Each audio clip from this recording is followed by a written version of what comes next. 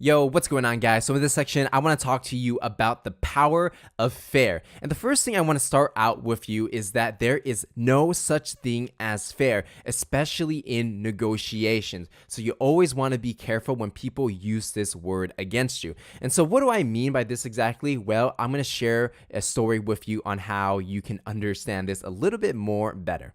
So fair is relative. And so there's a voice actor, Robin Williams. And some of you guys know him, some of you who don't. I guarantee you know his work because he was the voice actor for Aladdin.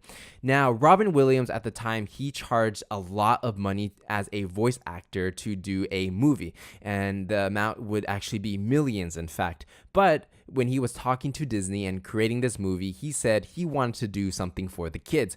And so he only charged $75,000 to do the voice for Aladdin, which is a steal for Disney. And of course, Robin Williams, he was okay with this at the time. And he was like, yeah, I want to do something for the kids. It's going to be really great for them. And that is that. And so he did the voice for Aladdin, and then Disney put out the movie. And the thing that people didn't expect was that Aladdin was a blockbuster hit, earning $54 million that time.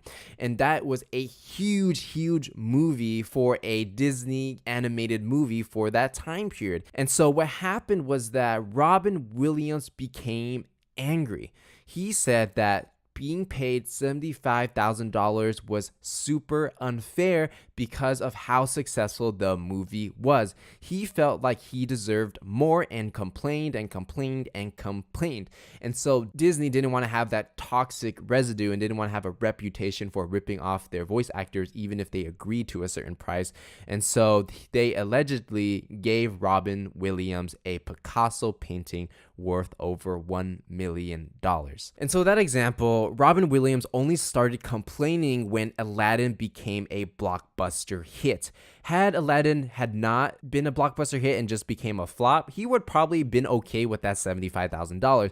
But because Aladdin blew up and generated millions of dollars, only then he started to want money. And so like I was saying before, there is no such thing as fair, because in the beginning, what was fair was $75,000 for Robin Williams. But only when things changed and Aladdin became a hit, he wanted more money, and he said that $75,000 was not fair. And so really, the idea of fair is something that is made up in our heads. There really is no such thing as fair. It's all about making the other person feel comfortable with accepting a deal. Let me give you another example of this. Let's say I went up to you and I said, hey, I'm going to give you $20 to run and get a cup of coffee for me. And for most people, they're going to be like, wow, $20 just to get coffee, that is a good deal because it's only going to take 5 minutes to actually get that coffee, and I'm going to make a lot of money for the time I spend. And so, you do it, you get my cup of coffee, I pay you $20. But if you find out that I made $1 million during that time when you were on the coffee run, you might be asking for more money. You might be saying, hey, that coffee really helped you be more alert and be more focused, and you made $1 million. I deserve more than $20. But the only thing that really changed is your idea of how much money I was making during that time. People would be okay with doing a $20 coffee run, but suddenly they want more money when they find out that you made a ton more money during that time they went to get the coffee. And so the thing is, there is no such thing as fair. People will literally just make up ideas of what they think is fair in their heads, and they'll project it onto you. And you got to find the ways to counter this, because when people use the word fair, it's actually not fair and it's actually not true. They're just trying to get as much out of you that they feel comfortable with. And so here are the 3 ways that people typically use the word fair and how you're going to be able to counter them and make things truly fair when they're actually not. And so there's 3 different ones. First one's lowballing. The second one is like when they accuse you of being dishonest. And the third one is when they use it in a positive way. And so we're going to go through each one in detail so you know exactly what they are and how to work with them. So let's go ahead and talk about lowballing first. Lowballing is when people offer you an unreasonably low offer and say it's fair. And a lot of times that could come off as very disrespectful.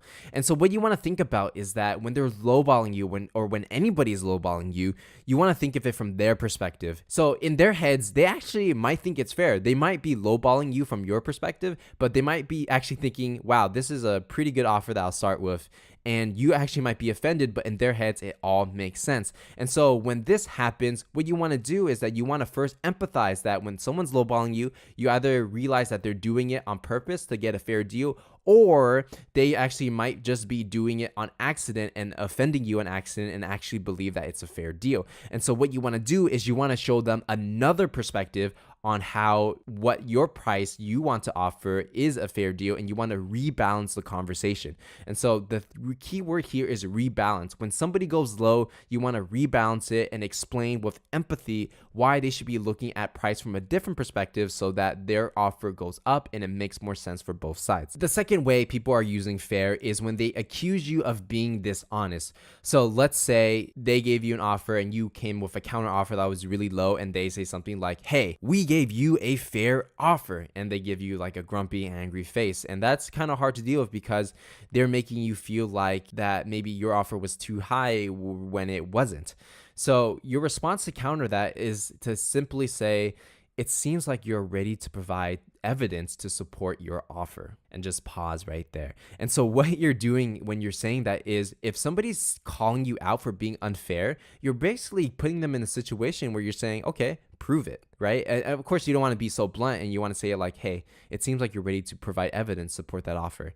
And so when they provide that evidence, if that evidence is actually good, then maybe your offer was actually unfair. But if you feel like they're using this unfairly and they're being dishonest, they won't be able to come up with the evidence, and so they'll change their offer because of it. And so all you're simply doing is putting the other person in the position where they have to keep talking, and they have to actually provide support for their claims. And a lot of people who do unfair business can't do that, and so basically they put themselves in a box. And the third way people use fair, which is a very positive way, this is nothing to counter, this is actually something that you should probably implement in your negotiation style as well, is that they use it in a positive way. And so for example, it's, I want to make sure you feel like you're being treated fairly at all times. So let me know if you feel I'm treating you unfairly at any time.